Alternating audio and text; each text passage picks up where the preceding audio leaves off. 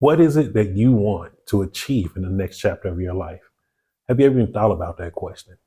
Well, if not, we're going to dive deep into it today. Hey, Jason here.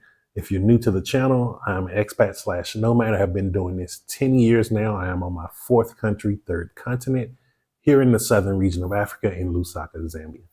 What I've started doing is sharing some of the things I've learned along this 10-year journey, but most importantly, sharing with you things, in case you are an expat or thinking about becoming one, why you should start out looking here in Lusaka, Zambia, the southern region of Africa, because of the things that no one actually talks about.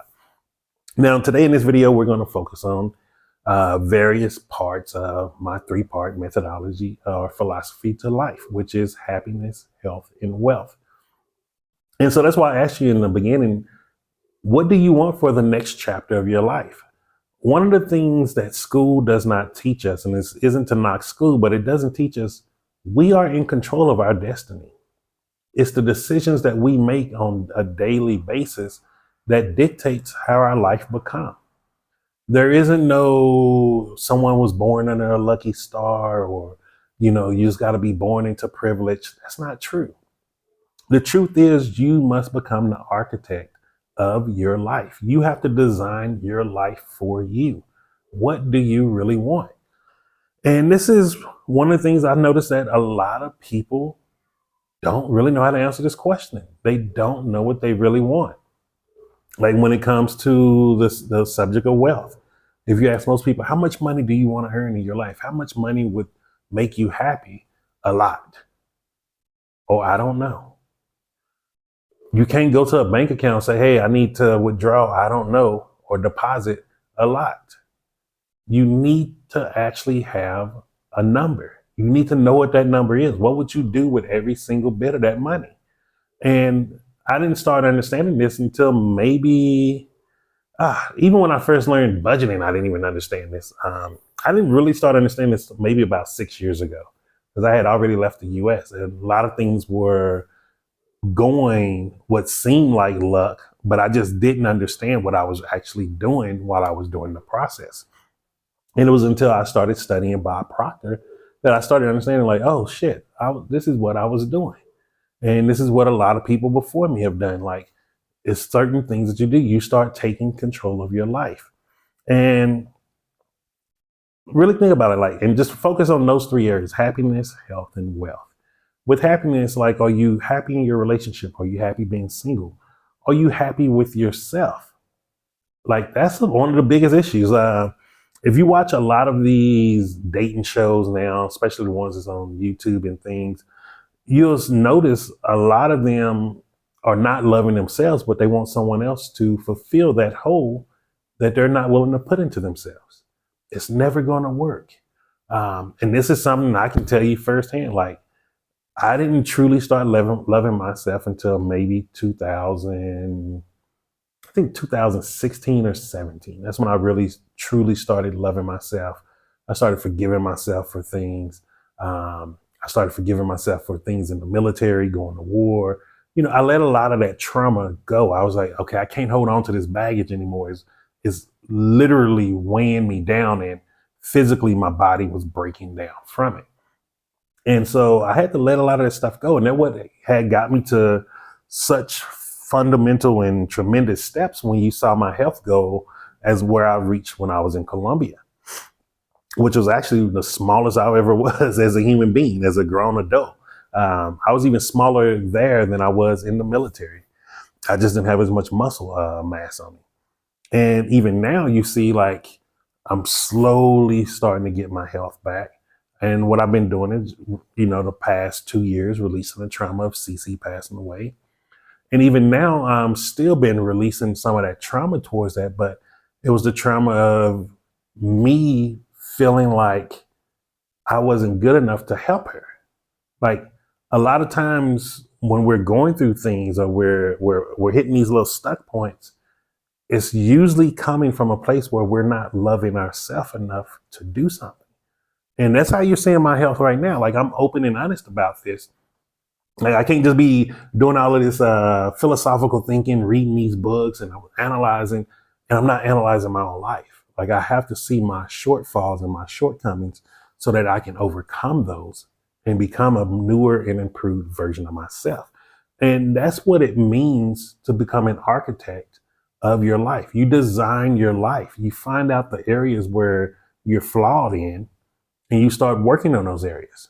And usually, once you start working on those areas, you start understanding some of the root cause to that flaw is actually a lack of self love in that area. And it can be coming from a number of things. So, like what you see I'm doing right now, here's some herbal tea.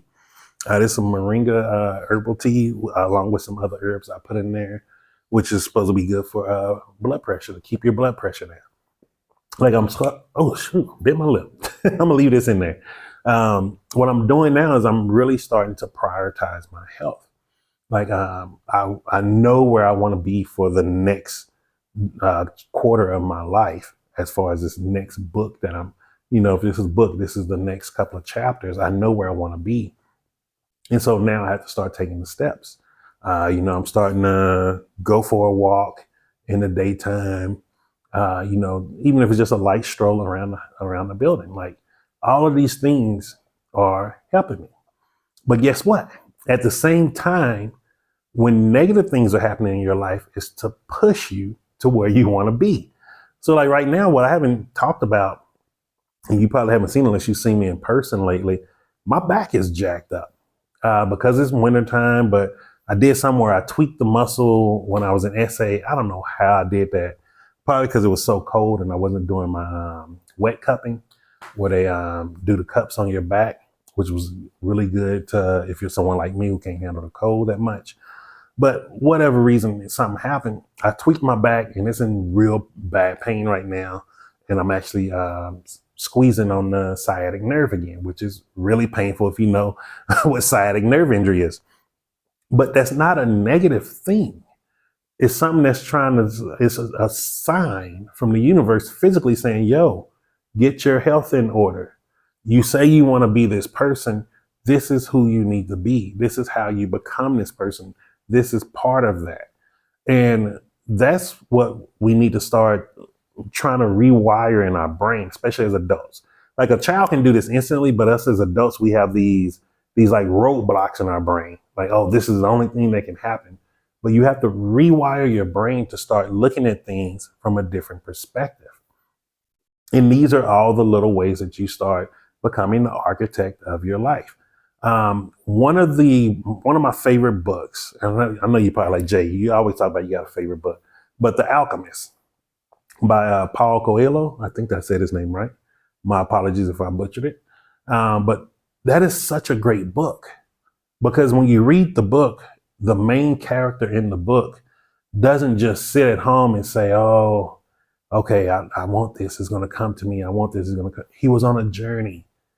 He was physically beat at times. He was physically spent. It was times he felt like he couldn't go anymore, but he kept moving forward because he was the architect of the person that he wanted to become.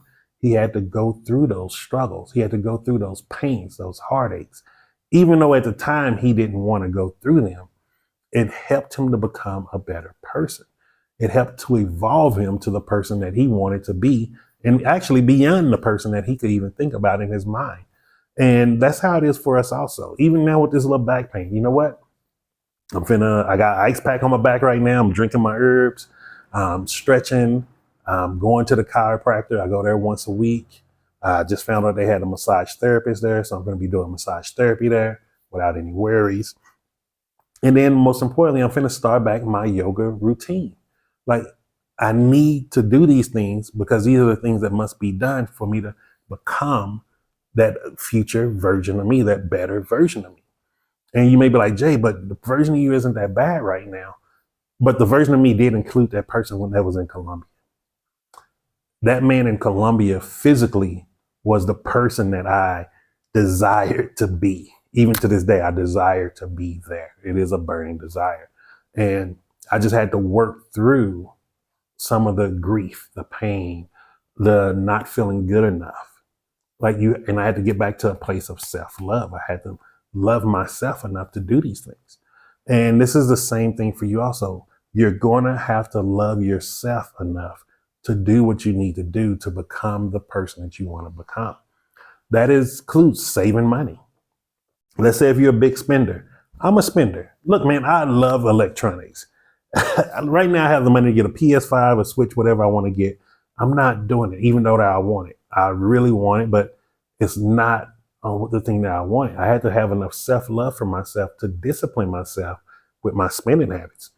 That doesn't mean I don't get to splurge and get myself things every once in a while. I do. To this day, I still do. Um, but it does mean that I know when to reel it in and I know when to be like, okay, now you can do this. And so it goes to every aspect of your life, even in a relationship. Before you can love your partner, you have to love yourself. You can't be showing up empty and thinking, oh, I'm showing up 50-50. That's not 50-50. You're showing up zero and they're going to have to overcompensate until y'all reach a number. So, but once you start out with loving yourself, you're showing up as 100 and your partner's showing up as 100 if both of you actually love yourself. And the relationships that actually last out here or relationships where people love themselves. They're not perfect couples. Cece and I were not a perfect couple. We focused on loving ourselves enough to be better individual human beings as a couple, as a unit. And that was the secret to our success of being a happily married couple. And so I just wanted to share that with you today. If you have any questions or comments, leave those down below. And also, if you're dealing with pain issues, health issues, if you're not in a place where you want to be, look, man, you got this. You can do this. You can change your health.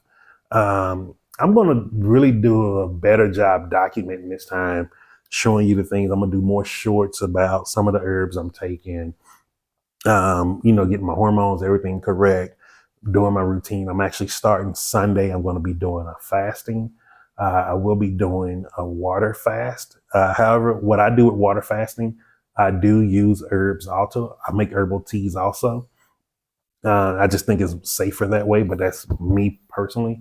If that's something you plan on doing, you need to consult your doctor and, see what is better for you. There's no one size fits all for everybody when it comes to your health. Your health is your health, and each individual person's health is their each individual health. So you're going to be seeing more of me being focused on the health side. I'm going to start back reading my health books. So you're going to start hearing a whole bunch of new favorite books of mine that are all focused around health. You're going to be start seeing more cooking from me once I start back eating after the fast starting Sunday. And it's just to show you like, look, man, you can do this. If I can do this, you can do this. And I'm ready to do this. So I hope you are too. And just remember this, I'm Jason, and success is simple once you know how.